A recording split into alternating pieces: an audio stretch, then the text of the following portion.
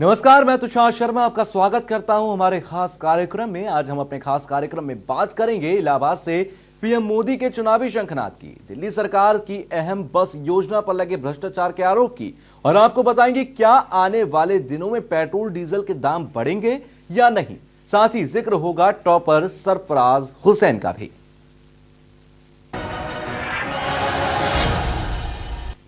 जैसे जैसे दिन गुजर रहे हैं वैसे वैसे उत्तर प्रदेश विधानसभा चुनाव को लेकर सरगर्मियां बढ़ती जा रही हैं।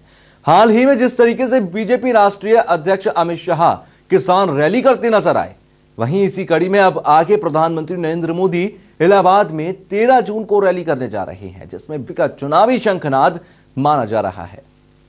प्रधानमंत्री 13 जून को इलाहाबाद में होने वाली रैली को लेकर कई जो राजनीतिक दल हैं उनकी निगाहें लगी हुई हैं। दरअसल ये यूपी चुनाव को लेकर बीजेपी की बड़ी रैली है वो होगी, और इसके साथ ही बीजेपी कई तरह की तैयारियों में जुट चुकी है। उत्तर प्रदेश विधानसभा चुनाव की तैयारियों में जुट चुकी है। पार्टी के जो स्टेट प्रेसिडेंट हैं उनको बदला जा चुका है, और ऐसा माना जा रहा है कि बीजेपी कई जो उत्तर प्रदेश के कई सेक्टर हैं वहां के अध्यक्ष बना सकती है। इसके साथ ही कोई एक चेहरा जो है, जिस तरह से आसाम में सोनोवाल को पेश किया गया है, सीएम के रूप में पेश किया गया था और एक सफलता मिली है बीजेपी को, उस तरह से उत्तर प्रदेश में भी कई नाम सामने आ रहे हैं, चाहे वो स्मृति ईरानी का नाम हो। यूपी में बीजेपी चुनावी बिगुल फूंकने जा रही है। 13 जून को इलाहाबाद में प्रधानमंत्री नरेंद्र मोदी की रैली के साथ राज्य में चुनाव अभियान तेज होगा। इस रैली में 3 लाख से ज्यादा लोगों के जुटने की उम्मीद जताई जा रही है। इलाहाबाद के केपी ग्राउंड में होने वाली इस रैली में भीड़ जुटाने के लिए सभी जिला इकाइयों को हिदायत दी गई है। रैली को सफल बनाने के लिए इलाहाबाद और वाराणसी के साथ साथ देश भर से बीजेपी के सोशल मीडिया वॉलंटियर्स को एक्टिव रहने के लिए कहा गया है। रैली के लिए मंच बनाने को बंगाल की दुर्गा पूजा में पंडाल बनाने वाले एक्सपर्ट कारीगरों को विशेष रूप से बुलाया गया है। यहाँ पर मोदी सरकार के 2 साल के कामकाज पर एक प्रदर्शनी भी लगाई जाएगी, जिसमें अलग अलग मंत्रालयों को कामों में वीडियो दिखाए जाएंगे। जबकि दूसरी तरफ खुद बीजेपी अध्यक्ष अमित शाह इलाहाबाद में डेरा डाले हुए हैं। पूरी बीजेपी की रणनीति इस वक्त कैसे भी विधानसभा चुनाव को जीतने की है, ताकि जीत के परचम आगे भी लहराए। हमने एक निर्णायक सरकार देने का काम किया है, एक ऐसी सरकार देने का काम किया है, ओले पड़ते हैं तो प्रधानमंत्री किसानों के साथ खड़े होते हैं। बाराती है, प्रधानमंत्री किसानों के साथ खड़े रहते हैं। नीट का सवाल खड़ा होता है तो विद्यार्थियों के साथ खड़े होते हैं। हर समस्या का समाधान करे, ऐसा एक प्रधानमंत्री देने का काम भारतीय जनता पार्टी में है। और आपने क्या दिया था भाई? 10 साल आपकी सरकार चली।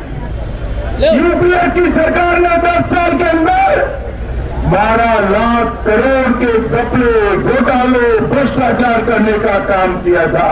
12 लाख करोड़ का। और मित्रों, सिर्फ घोटाले भ्रष्टाचार किया इतना नहीं, बहुत न्याय के साथ किया था, कुछ नहीं छोड़ा था। अंतरिक्ष के अंदर 2G का घोटाला किया, इसरो का घोटाला किया, आकाश के अंदर एयर इंडिया के विमान खरीदने का घोटाला किया और हेलीकॉप्टर खरीदने का घोटाला किया, जमीन पर आदर्श सोसाइटी का घोटाला किया, CWG का घोटाला किया,